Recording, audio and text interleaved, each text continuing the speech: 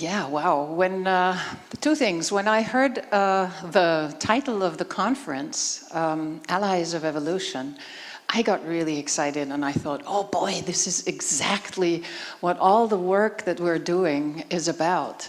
And then Bence called me and asked me whether I'd be interested to do a keynote here. And this was like Christmas, Easter, birthday all together. So Bence, thank you very much for this opportunity. I'm honored to be here and to talk about purpose agents as allies of evolution. And let me start with a question. And that question is, how do we actually, practically, become allies of evolution? So what I'm going to talk about, and hopefully briefly, because we got 20 minutes, I'll try and make it in a comprehensive way. For us at ENCODE, it is about doing. It's about bringing it down with our 2 feet to earth and walking and doing it, making it real.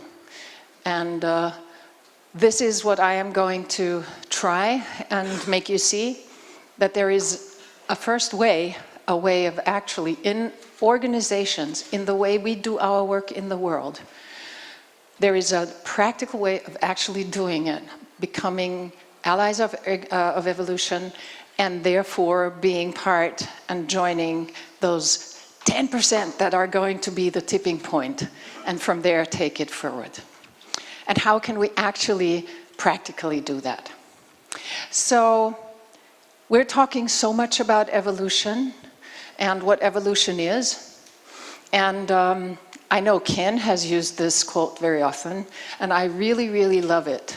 And here is by the Austro-American physicist and scientist, systems theorist Erich Jansch, who in one sentence said something that is so deeply describing what our work and my work is all about. Evolution is self-transcendence through self-organization. Self-transcendence through self-organization. And clearly, when we think of bringing evolution on, being allies of evolution in our organization, it means that these organizations need to be self-organized. And so the work that we do is all about creating organizations that are truly self-organized, completely, all the way. Not a little bit here and a little bit there, truly and completely, practically. Because the observable universe grows and moves forward in an evolutionary way. And it seems to follow a higher purpose. And purpose is what breaks down through purpose of everything that is part of this universe. And it expresses itself in organizational purpose or enterprise purpose, as we will soon explain what I mean by that, and our personal purpose. So purpose is what enables the evolutionary development. And what I'm talking about, I'm clearly a representative of the teal track here. And it was really so beautiful to listen to Ken. And when I say teal, I mean teal, the color that Ken, as Ken describes it, because there's a lot of ideas around what teal organization is. So I just want to make clear that we're talking about understanding it in the way that Ken understands it. So in order to actually bring our organizations to express what this new world of work is that so many people are speaking about. This new world of work, how do we actually understand it? What are the principles of this new world of work? How does teal express itself in this new world of work? And over the last decade and the work of the last decade, we have found that there are 5 principles for organizations to actually thrive in this new world of work in a self-organized way. And those 5 principles are purposeful, holarchic, dynamic, autonomous, and transparent. And I'll just go through them quickly. Purposeful, I talked about purpose. Purpose is the new boss. Purpose rules. And purpose is the big orientation. It is the orientation that helps us make decisions to go either one way or another way.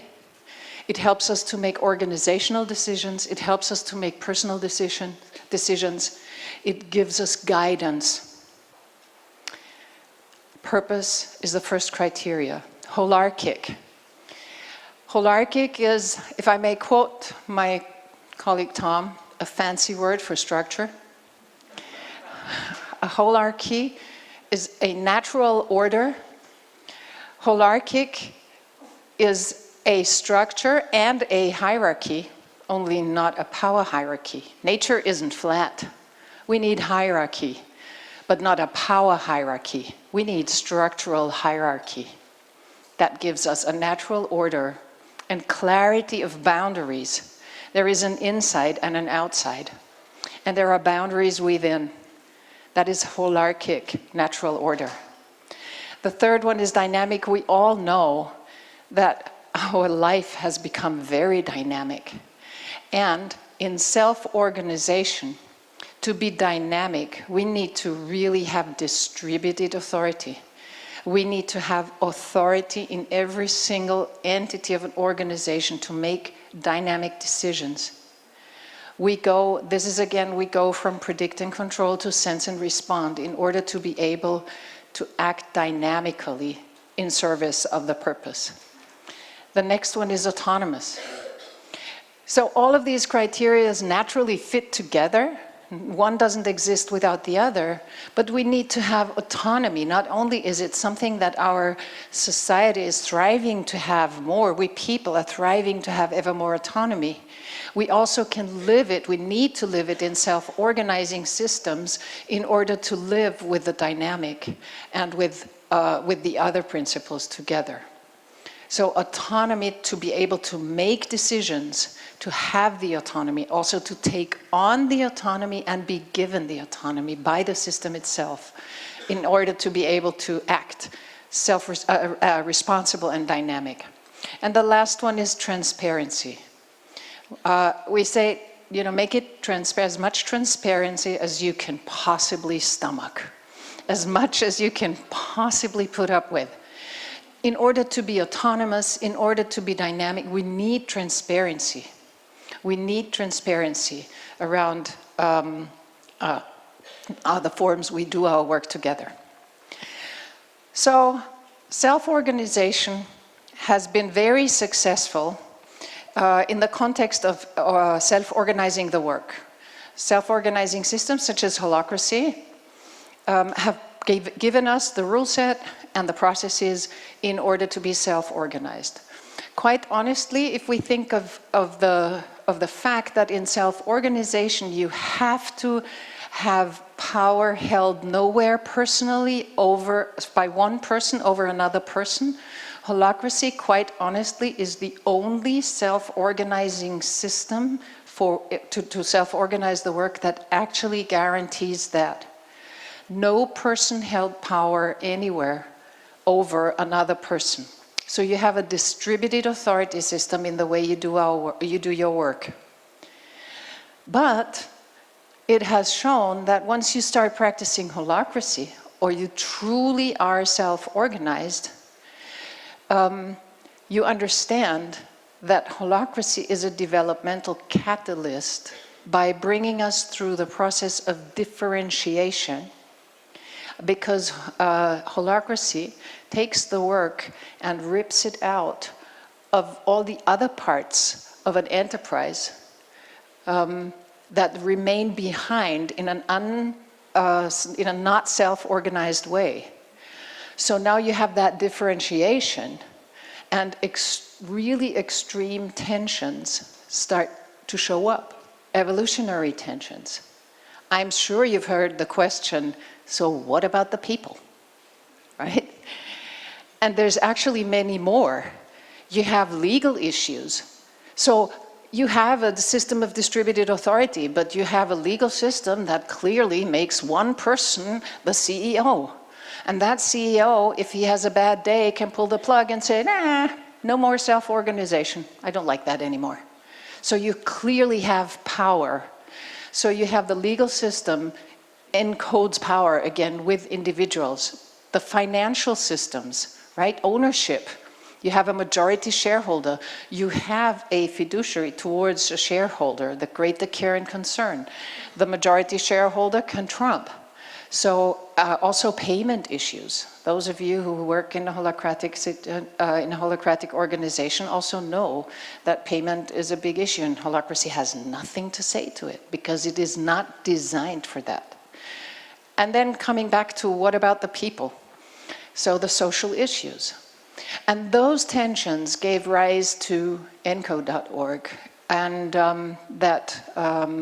I was lucky enough to found together with my colleague Tom Thomason and Peter Kessels, and both of them are here somewhere, right? And so ENCODE was born out of the knowledge that the self-organization journey needs to continue.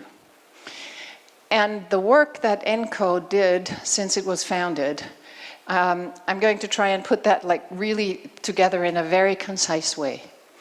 ENCODE has developed the for-purpose enterprise. The for-purpose enterprise is an entity that consists of 3 containers. The first container is the organization. This is where the focus is on the work, and as per today, the rule set for this container is the holacracy constitution as the one that is clearly self-organizes the work in the way that self-organization expresses itself. And let me give you a sort of a story of how it is for me to work in this way. And every time I tell you of what it is for me, it is an invitation telling you, hey, this is what it could be for you as well. And so working in an organization like that, for me, is having a very clear purpose orientation. I know where my energy goes, which purpose I am serving, down to every individual role that I have. It is all guided by purpose. I have a clear picture of which role is accountable for what. And if I have a tension, because something is unclear, something is not working, I have a big creative idea, I always have a process. I have a process where I can go and resolve this tension into meaningful output for the organization. Now, many of you who have dealt with holacracy have heard this sentence over and over and over again, but living it is awesome. It is reliable, and it gives me trust that I know what I can do and what my work is meant to be in service of the purpose. The next container is the company. So the company has the focus on the property, the assets, and the legal issues. And the company is, as a second container, is where the operating agreement defines the entire bylaws or whatever you want to call it. In the company, all the people who are in the organization are investors. Everybody is a legal partner and an investor. And whether you invest money or you invest your time, your talent, and your energy, you are always an investor. The purpose of ENCODE is going beyond employment, liberating purposeful work. No employers, you will never find employees in a for-purpose enterprise, because employment, guess what that creates? A power hierarchy. We don't want that anymore. That doesn't work with self-organization. For me, that if I think about the experience of being an investor, everybody I work with has investment stake. I am included in the decision-making processes, as every single one is who is an investor. We have clear governance around the company, the assets, the legal issues, the payment plans. Everything is defined, the entire foundations that hold the company and hold it in a self-organized way is part of the self-organizing enterprise that we have encoded. And the third, this is just to show you, there are a lot of foundations, okay? And it's been really a lot of work, so there's a lot of work has gone into defining the founding member agreement, operating, and so on. Just to show you that this is real, and we have encoded that, okay? Instruments, financial instruments. You have stakes, various stakes. We have high flexibility in investment stakes. And in the financial, it offers financial flexibility. So really this, you know, for some people this is really boring stuff. When you live it, oh boy, right? That is dynamic self-organization all the way. And then the third container is the association. So this is where the focus is on the people, on the culture, on the we space. So again, this has a clear boundary. Everybody who is a member, a partner of the organization, an investor in the company, and an associate in the association has, we have these three perspectives. The association has an association agreement. This is how we define how we want to be together. It is our culture, our norms, our behavioral norms. We know what to expect of each other when we have a conflict. And we can rely on that. And what it means for me and what it can mean for you is, in those 2.5 years, I practiced that in 2 different organizations. I have developed a depth of relationship with everybody I work with in these 2 organizations that I have never experienced before in any work context, because when we have differences, and boy do we have differences, we know we rely on each other to address it. We have processes, we have surrendered a part of our autonomy into the agreements that we have made.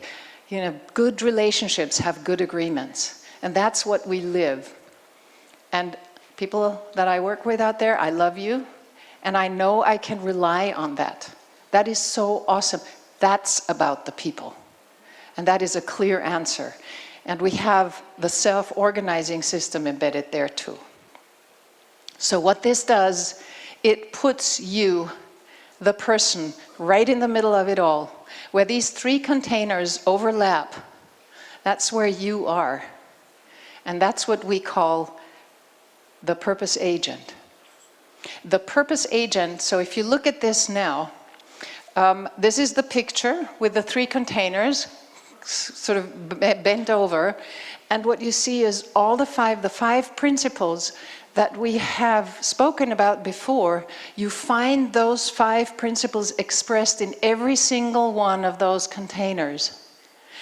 And this is like a matrix. You have the 3 containers and the 5 principles, and that describes the path, the experiential path, the learning path that we are offering to become an ever better purpose agent. Someone who is an individual who truly works, earns, and lives for purpose. We see this as a true ally of evolution.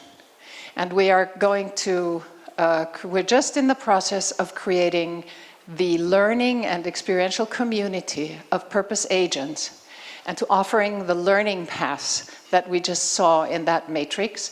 And if you want to hear more about it, I'm going to have a half hour tomorrow at 5:30 in Marbella 2, I think. We will experience that matrix and what the fields are to become a purpose agent. So my call of action here is, let's all become purpose agents and allies of evolution. together to make the tipping point. Thank you.